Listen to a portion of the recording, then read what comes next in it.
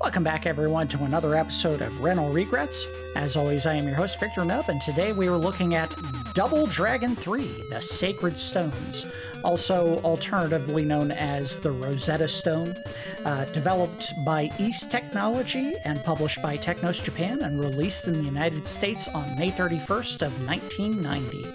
So, as with all the other Double Dragon games, and for that matter, most brawlers, side-scrolling brawler-type games, this is a multiplayer game. It's designed for two-player play. If you have a friend that you can call along to come join you and help beat up some thugs together. However, we are only going to be looking at the game with just one player today, me specifically, and for one very specific reason, which we will find very quickly as I get started playing the game today. Anyway, this is one of the games, obviously, that I rented, but it is a game that I rented exactly one time, and it is for two reasons. One, of course, we'll see very quickly, and the other one I'll try to get into as we start playing the game a little bit today. But let's go ahead and start with the one player. As soon as it lets me start, there we go. A year has passed since Billy defeated the Shadow Warriors, and just Billy, not Jimmy, for some reason. But a new danger has reared its ugly head. Marion has vanished. Why is it always Marion that provokes the incident? I am Haruko, a friend. I have information about the girl's disappearance. And no teeth. Her captors will release her after you deliver the 3 sacred stones of power. Mission 1, USA. So they get started very quickly here. You start out in, I believe, your own dojo. Come on, get up, get up, get up, get up, get up, get up, get up, get him. Alright, so the cool thing is there are some moves in this game that are new, like that. You can do a somersault where you grab a person's head and just kind of flip over them and throw them. Brett, listen, I tried to stop them, but they were too powerful for me. They're great fighters, but the one you must fear most is... Alright, we're on the lookout for someone named Get out of here. And a flip. And they have the traditional cyclone kick if you can get the timing on it right. Now, full disclosure, my 2 favorite words on the channel. This is actually the re-release version that you can get on modern consoles. I am playing this on my Xbox One X. I do have an Xbox Series X. I just like using this one specifically for looks at older games that we use for this channel, obviously. Come on, get. Oh, get. You coward. Gotcha. So one of the reasons why this game I only rented a single time, and we're going to find out very quickly that this is a very serious problem with the design of this particular game, there we go, is the fact that you'll notice if you look at the screen here, they only have one name listed and only one health bar. The reason for that is, if you lose all of your life with any character during any stage of the game, it's over. You die. There is no continue. You have to start the whole game over. They made a Double Dragon side-scrolling brawler with all the weird, combat jank that these games tend to have, and don't give you a chance to continue if you get incapped or knocked down or lose a life. So there is a very real possibility, and I'll try my best to get through this first stage, that if I get taken down here, now, it's over. There's no continue. Why did they think that was a good idea? If anyone's played any of the Double Dragon games, you've probably lost a life in the first level alone. In this game, you can't lose a life ever. You can lose your health, and there are no pickups to recover that health. But if you die, you don't get to continue where you were at last. It's over. That was a terrible decision on the part of the devs for this game. For example, if for some reason you're an idiot and you jumped off the ledge here, you're done. It's over. Gotcha. See ya.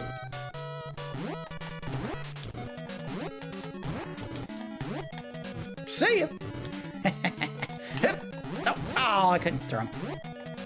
I threw him that time, and it's over. It's that fast.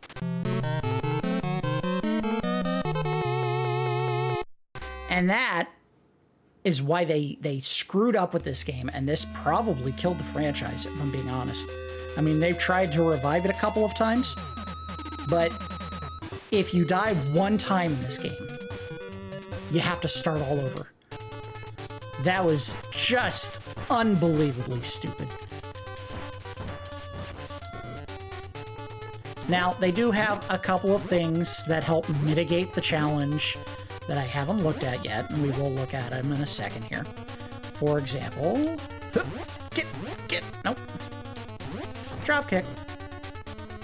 All right, so if you pause the game, and I think you do it that way. Yep, there we go.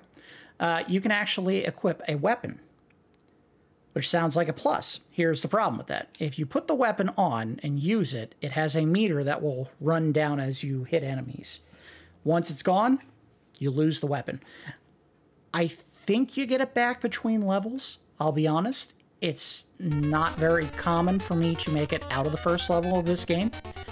I tend to get a couple of thugs beaten or make it maybe 2 or 3 screens and then it's over. Which is a shame because they had a couple of ideas that were really good. One of those ideas is you actually play as someone other than the Lees. If you make it all the way to the China level and beat the boss there, a gentleman by the name of Chin, he actually joins you. He helps you out, which is a very cool idea. If you make it all the way through the Japan level and beat the boss there, who is a ninja by the name of Ransu, he joins you. And the cool thing about that character is that he actually has a ninja sword as one of his weapons. And I don't mean like the weapon I have to equip here, the nunchucks, to fight enemies. That's his standard attack. He just has a ninja sword that he can hit enemies with. Very cool. And he has a super high jump. So that character was really fun once you actually got him. But it's so hard to actually get that far that you're very unlikely to ever see either of those characters. Unless you do what I ended up doing in order to beat the game one time, which was I save stated the absolute bejesus out of this game. It's dirty, yes, but I wanted to see what the game had to offer if you actually had the skill to beat the game without having to cheat, which I had to cheat significantly. Weapons are very useful in this one because they knock enemies down and give you extended range, even though this jerk-ass keeps kicking me. Get out of here. Damn it! Screw you!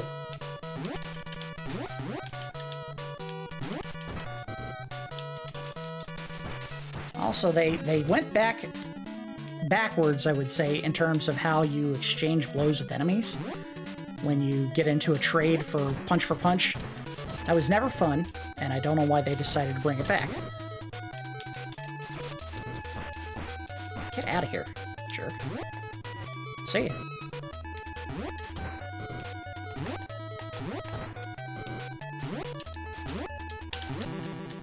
Oh boy, why are you not? There we go. Another big mistake that I think they made in this game that I regret because of how much I loved it from Double Dragon 2, which of course, if you want to see that episode, that is available on the channel. They took out the hyper moves, and by that I mean if you do a jumping attack, land and immediately do another jumping attack, you would do a knee strike, or what they called a hyper knee, and it was an incredibly powerful move that would end up throwing the enemy kind of across the screen if he connected with it. And it was an easy way to get rid of all the really big brute characters like the Abobos and the big Arnold Schwarzenegger looking characters. Unfortunately, they took him out of this one.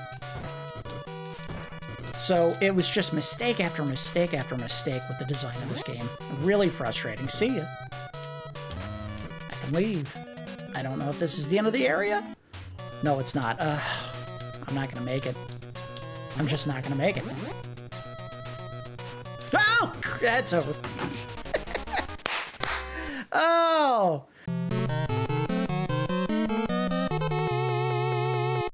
F this game. Why did they design it this way? Oh, it's unbelievable. Now, you can absolutely cheese this game if you want, because if you're playing the modern version of it, you just do save states everywhere. But that takes some of the fun out of it, you know what I mean?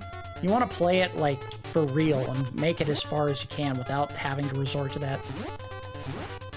Okay, stop it. Stop it, stop it, stop it. And just trading punches and kicks in this game is a terrible idea, because they can hit you right back. Dumb. Just bad design. Awful.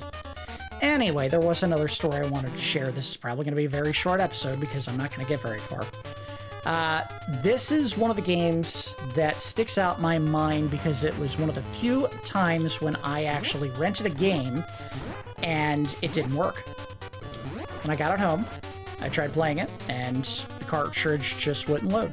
Now, of course, as an NES game, you're probably very familiar with what would happen. You would put it in the console, you turn it on, and the screen would flash black and white. Black and white. And that was usually caused by an error in one of the chips in the console. The lockout chip usually would have an issue, and it would just not allow you to load the game correctly. What I ended up doing for that particular game is I picked up one of those cart cleaning accessories. You know, you would get the weird goo, I think it was usually pink, and it would come with like a little scrub that you could put onto the pins for the cartridge itself to help clean it. And you would, you know, scrub it back and forth a little bit to try to clean off whatever oxidation was on the pins, because they're usually made out of copper. And I tried that, and I actually got the game to work. It was one of those rare instances where you clean the cart, and it actually fixes the problem. This was not the first game that I ever had in my collection that I actually owned that did not work correctly. We did a long play for the game Crystallis, and Crystallis was a game that I owned, and it became corrupted at some point. And you would be able to play the game for a while, and then eventually the screen would start having all kinds of weird little glitches pop up, and that was after you blew on it and smacked the console a little bit, and, you know, jiggled it around in the pins maybe to try to get something loose. It was a lot of work to try to play what I considered a very good game, but, you know, in replaying the entirety of the game, I said it was okay. There are some serious problems with the way that it works, because there is a whole lot of grinding and a whole lot of switching between swords to do damage to enemies in the late game, which isn't necessarily the most conducive to fun gameplay, especially with, you know, having to go into menus constantly. But that is one of the first games, and since that time, many, many other carts that are in my collection have developed issues of their own. We could not look at the Blaster Master game cart that I had because it was not working, and I ended up picking up not one, but I believe 2 additional copies so that we could do that episode of Nub's Collection. I believe my copy of Super Mario 2 was having a lot of problems when I was trying to look at it.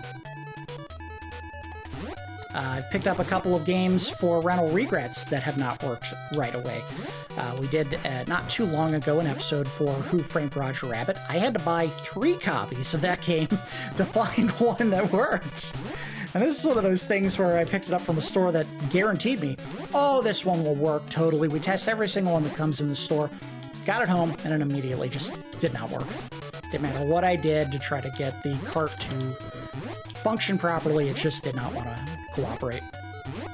Which is a real bummer, because that was one that I was like, when I started compiling my list of rental regrets episodes, I said, that is at the A1 top of the list. That game had some kind of juice to it that I really wanted to take a look at, and I couldn't get one to work to save my life. That was such a bummer. You also have the ability to run in this game, although they did not program a running attack. You just run and you can jump. and it doesn't even gain additional momentum when you do the jump. So much about this game is half-baked.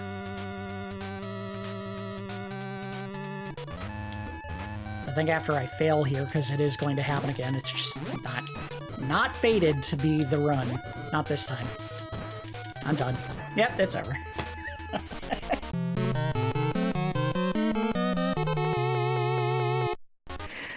I think just to facilitate me getting to the end of the level, I'm going to go ahead and waste my nunchucks. Hold on, let me get in a position where I can actually put them on.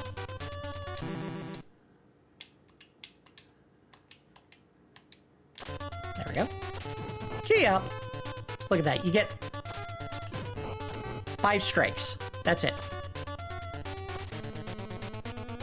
Last time I checked, nunchucks are very durable. They don't break after hitting someone 5 times. No! You jerk. Get out of here. Get out of here. Get out of here. And it's over. I have no more use for those. They had so much faith in the player's ability to beat the game without having to cheat or using weapons that they only give you 5 strikes of those. Also, there's a move that I'm not getting right for some reason, where you can jump into a wall and then jump off of it, which I'm not getting right. I don't know what I'm doing. Maybe I gotta do this. Nope. Stop it, dick.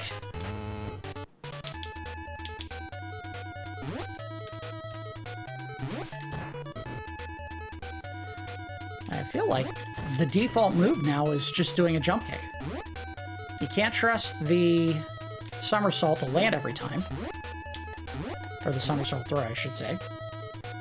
Getting in close for an attack is suicide. Boom. Nope, didn't get it right that time. Oh. Well, that wasn't supposed to happen. I was reading a little guide on how to get all the moves to work, and it was telling me that you couldn't do a cyclone kick if you were leaping in a direction, and clearly it's happening. Oh! I did a grab. Didn't help any. Get out of here. Get. What was that stutter step move? See ya. I'll take this. Or not. There we go. I really wish the weapon did not disappear the second the enemy that was carrying it dies. God damn it. Out of here. Goodbye.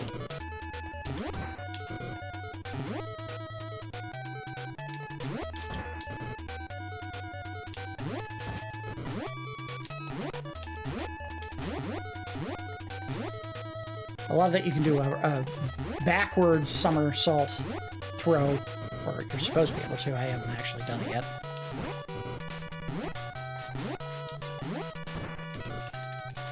Okay, go away, guys. I need you to die. I need you to die so I can leave the first level!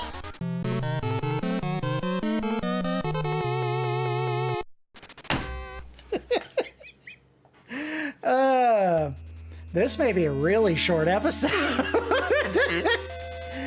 I just want to finish one level. I want to get to China so bad. Now, I'm sure there's someone out there who's probably saying, well, why don't you just have a second player? That would make it so much easier. Well, the reality is, if the second player is having as much difficulty as I am, the game doesn't magically get easier. It just doesn't.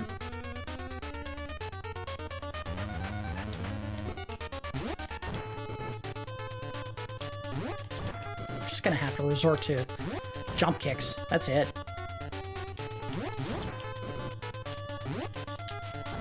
I mean, it's lame. That's a terrible strategy, but you know what? If it works...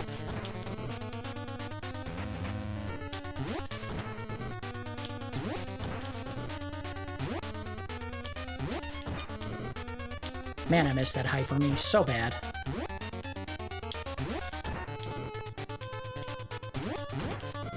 Aha! Yes, they do have some combo moves that you can do in this game. If you do a cyclone kick with your brother Jimmy, you actually do a double cyclone kick where I guess your feet fuse together and you do one really big cyclone. Which would be cool, but, I mean... they probably should have just balanced the game better or given you difficulty settings. Remember difficulty settings?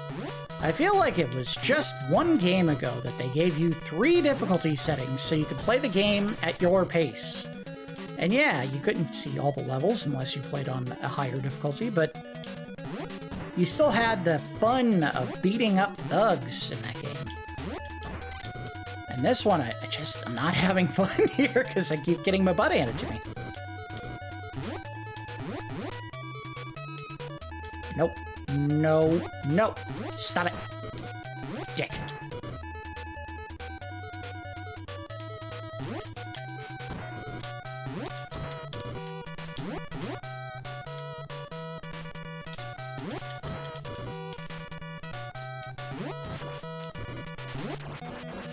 Nope.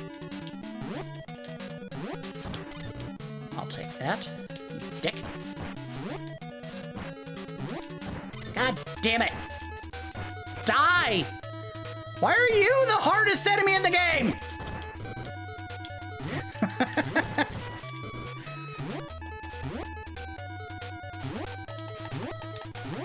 I'm gonna throw her.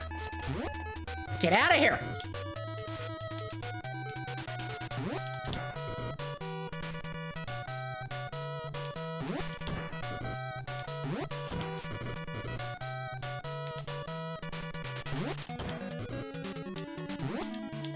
Oh, screw you and your dodging.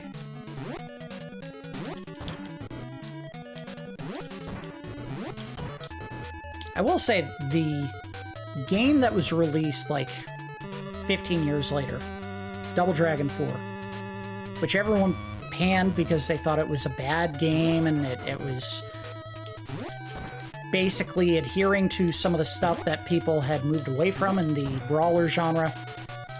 I kind of liked the versatility and some of the move sets that you had in that game. Not to mention, it actually allowed you to play... I'm gonna get housed by this dickhead. Warning. Warning. Warning. Maximum salt level has been reached. Take shelter immediately. I repeat, maximum salt level has been reached. Take shelter immediately. Wow. Wow, this game is bad. Unbelievable. Alright, let me finish the point I was saying, and then we're going to call it an episode, because this one was a frustrating mess. They gave you more options for how to fight in that game. There were running attacks, there were different moves you could do based on which direction that you pressed.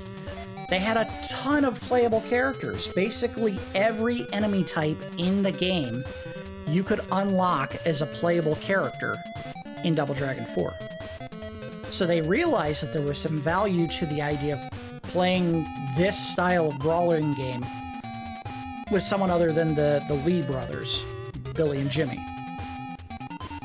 That was an idea that they first really explored in this game. Unfortunately, it's such a f***ing mess getting to any of those other characters that people barely ever got to experience it because this was such a badly designed game. I'm not joking. I've beaten this game exactly one time, and I had to absolutely save scum the f*** out of this game to get to that point where I beat it. Because I would go through an area, and I would say, if I lose more than, like, 3 pips of health before I get to the next room, I'm restarting. Because there's no health pickups, there's no extra lives. The only way that you can actually go through multiple areas safely in some instances is literally to use, because you actually get to keep all the people that you find as a party, quotey fingers, and use them until they're almost dead, and then swap to another character, because if they die, they're out, they're gone.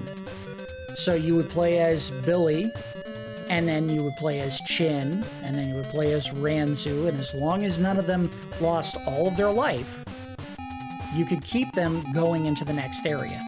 but I had to save scum so much to do that, that this game is basically unplayable in its current state.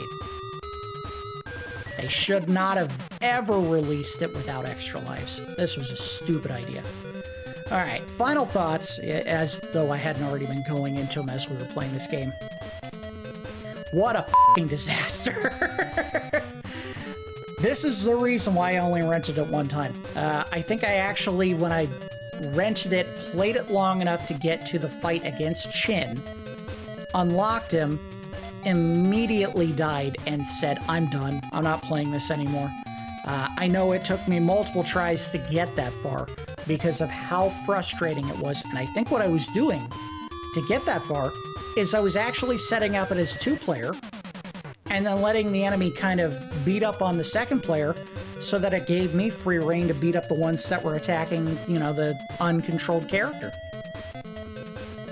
Because it's so hard to make it through a level without dying once. And they don't give you extra lives! Why? What brain trust at TECHNOS Japan or East Technology or whoever it was that was the idiot that made this call decided that you don't need extra lives or continues or anything to keep you moving forward in the game? If you want to cap it, cap it. Just give them 1 or 2 continues. That's fine. But why aren't there extra lives? Why isn't there health anywhere? Anywhere! Oh look, a random drumstick on the street. Pick it up, jam it in your mouth, get a little health back. Make it packaged if you want, if that's such a weird idea, having just random plates of meat sitting around. I think we've gotten over it as a society. When you're playing a brawling game, there's going to be random food just sitting on the street, and you pick it up and eat it because you're a craven beast, apparently. They should have done something, anything to give you extra health in this game. Terrible, terrible f***ing mess.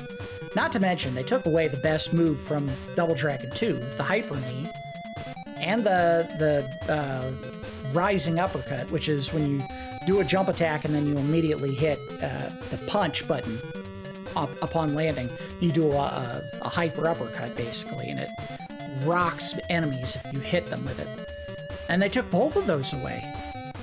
And instead they replaced the somersault move that only works if the enemy is in the right position, because I was doing it over top of enemies non-stop in what we saw today, and none of them were connecting, because the enemy was maybe a pixel or 2 south of my position or north of my position, so nothing connected. The fact that this game is borderline unplayable without either having a second player or abusing a 2-player mode where the enemy beats them up was an unforgivable decision. If I had actually bought this game, and thank God I didn't, I probably would have asked if we could take it back. I think at that point that is one of those things where the game and its design is so bad, and I never did this, that I would have asked for my money back. This is easily one of the most frustrating, worst games I think I've ever played on this channel. Because of that one choice to just not give you extra lives, no continues, no health. 1 player and that's it. Unbelievable. Terrible game. My regret is I wasted the money to buy the cleaner to get this to work. I would have had more fun just letting the goddamn cartridge not work than actually playing it and realizing how bad it was. I wasted money trying to clean this cart so that it would work. It would have been better off never f***ing working. This is obviously a very short episode because of how annoyed I would have been 15 years ago, and I am today. It's just the way that it was designed. F*** this game. F*** you, TECHNOS Japan. You should have known better. Never make a game where you don't have extra lives, you don't get health, and you don't have continues. If it's a brawler, and enemies can just kind of randomly hit you while you're in the middle of doing attacks. Unforgivable. Terrible game. Awful, awful, awful. Alright. I'm all fired up. I'm going to go into some editing. This is Rental Regrets. I'm just gonna end it here, because... Ah!